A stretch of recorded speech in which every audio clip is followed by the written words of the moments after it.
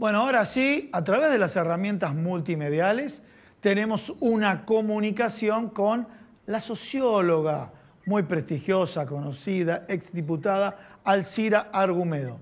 Alcira, Gustavo Idoyaga te habla, ¿cómo te va? ¿Qué tal? ¿Cómo estás, Gustavo? ¿Qué Bueno, dices? muy bien. Y bueno, escuchándote vos siempre es muy interesante el abordaje que se hace a distintos temas y vamos a ver el tablero de control internacional. Y cuando hablamos de tablero de control, ¿qué es lo que está pasando con Estados Unidos? Por otro lado, China, por otro lado, Rusia. A ver, primer punto, no sé si tiene específicamente, no quiero hablar de la vacuna, sí, vacuna o no del COVID, pero China instala que tiene 2 vacunas, ¿sí? Uno de los laboratorios CanSino. Rusia dice que tiene una vacuna que de alguna manera se puso en duda por algunos científicos y también por la comunidad médica. Y por otro lado, Estados Unidos. Y todo esto, más allá de las vacunas, ¿hay una nueva conformación geopolítica? Sí, mirá, yo creo que es posible evaluar que Estados Unidos va a salir de la pandemia seriamente debilitado frente al bloque chino-ruso, ¿no? Y esto en términos tecnológicos, o sea, China está más avanzada que Estados Unidos en todo lo que es inteligencia artificial y tecnología de quinta generación. Por eso Estados Unidos ahora está tratando de que en América Latina no entre esa tecnología. Disculpame, En comentémosle a la términos, gente, disculpame Alcira, que no, no es por promocionar marcas, pero Huawei, ¿no? El 5G Huawei, famoso. sí. Claro, es la empresa de avanzada que tiene la tecnología que está varios pasos más adelante que Estados Unidos en esa tecnología, que también es un nuevo salto cualitativo, ¿no? Porque es casi la robotización absoluta. Pensá que desde un tablero vos podés manejar un auto, un camión, etcétera. Se pueden hacer cerebro desde tu casa a 50 kilómetros, una cosa de locos, todos los interrogantes del caso. Pero bueno, además en términos económicos también hay un retroceso porque la globalización neoliberal terminó jugando en contra de Estados Unidos, dado que una cantidad muy importante de empresas norteamericanas se instalaron en China. Y esto hace que el 55% de las importaciones norteamericanas desde China son de empresas norteamericanas instaladas en China. A ver, Esto ha discúlpame, redundado. Alcira, vayamos Sí, despacio, por favor. ¿Cuánto dijiste, el 55? 55% de las importaciones De Estados son Unidos empresas. son desde China, pero de empresas de Estados Unidos instaladas en China. Exacto, porque esta fue la clave de la globalización y el costo que pagó Estados Unidos con una baja de sus niveles promedio de vida, con el convertirse de antiguas áreas industriales dinámicas en pueblos fantasmas, etcétera, ¿no? Detroit, si querés.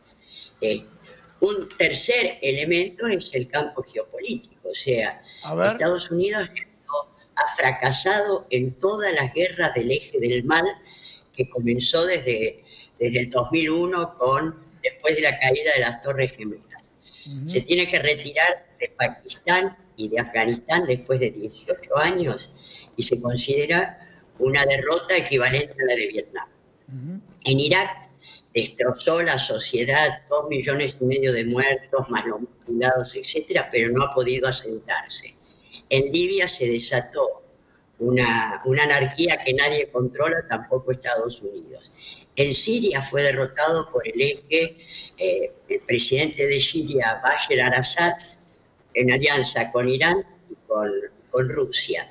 Y estos elementos, y además hay otro elemento fundamental y es el tema del dólar. O sea, China ha avanzado con la ruta de la seda y en esa articulación es la reconstrucción de lo que fue históricamente la ruta de la seda, ahora con trenes balas, aeropuertos, puertos, aviones, barcos, etcétera, que es una articulación a nivel global que toma Asia, América Latina, parte de Europa, esto por el lado del Mediterráneo, digamos así.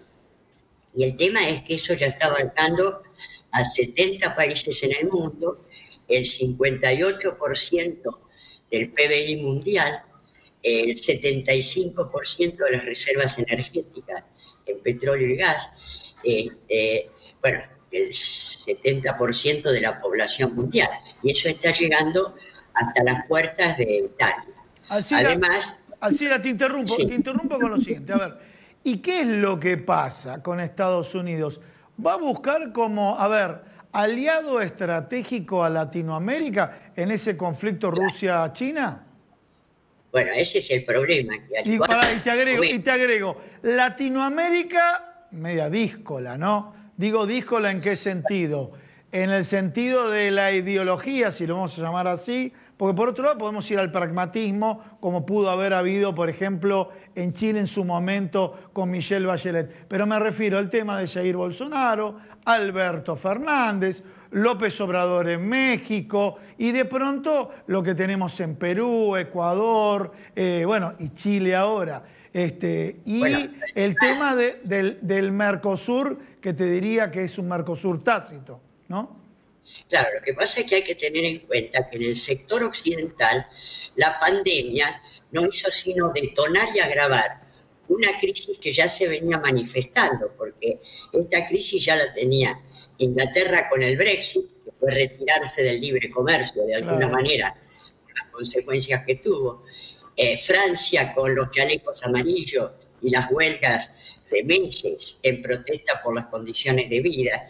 En Alemania, pobreza y el 20% de los menores de 17 años están en condiciones de pobreza. Eso fue muy nuevo y alimentó estos movimientos de ultraderecha, neonazis, etc. Algo similar pasa en Italia. Estados Unidos se volcó al proteccionismo precisamente por esta disparidad de relaciones con China, y si vos ves América Latina antes de la pandemia estaba en crisis. Colombia, Ecuador, Perú, Chile y Argentina. Entonces, el tema es que la gran pregunta se refiere a Estados Unidos, al igual que otras etapas de su historia, cuando ha tenido que replegarse y vuelve a volcarse en América Latina. Correcto. Y en América Latina la sensación es, o el interrogante es, ¿cuáles son los dos modelos que van a predominar? O va a predominar el modelo de Argentina, donde de alguna manera a través de elecciones se llega al gobierno una fuerza política que supuestamente va a ser crítica de las orientaciones económicas neoliberales, o modelo Bolivia, que de alguna manera había sido el único país que no estaba en crisis en América Latina. Bolivia venía a ver, para cerrar, Alcira, para cerrar el tema, Bolivia, que si lo medimos en términos de políticas de muchas economías, cumplía los deberes con respecto a superávit, con respecto a exportaciones, con respecto al crecimiento del PBI. Y para cerrar, en síntesis, presumís que el eje estratégico, la mira de Estados Unidos, va a ir hacia América Latina. Ese es el temor, y el temor es que sea, digamos, dos elementos preocupantes para cerrar.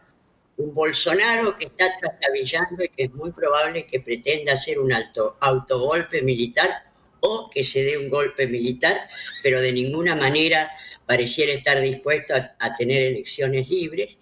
Y en el caso de Piñera, que ya venía trastabillando, y ahora su política es designar cada vez más su gabinete a sectores pinochetistas, lo cual diría que por ahí también se está acercando. Qué miedo que genera eso, ¿no? Y vos, bueno, es para tener las antenas bien encendidas y no dejarse sorprender por políticas al estilo Bolivia. O sea, creo que hay que tener las antenas muy prendidas y de alguna manera reivindicar la importancia de mantener los sistemas democráticos, con garantías de elecciones libres, abiertas, transparentes, etc.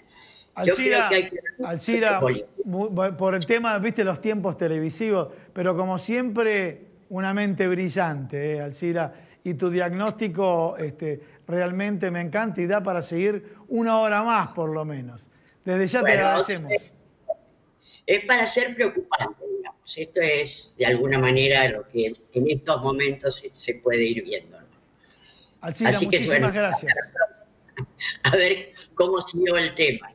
Un abrazo grande. Un abrazo muy grande. Estuvo con nosotros Alcira Argumedo, socióloga.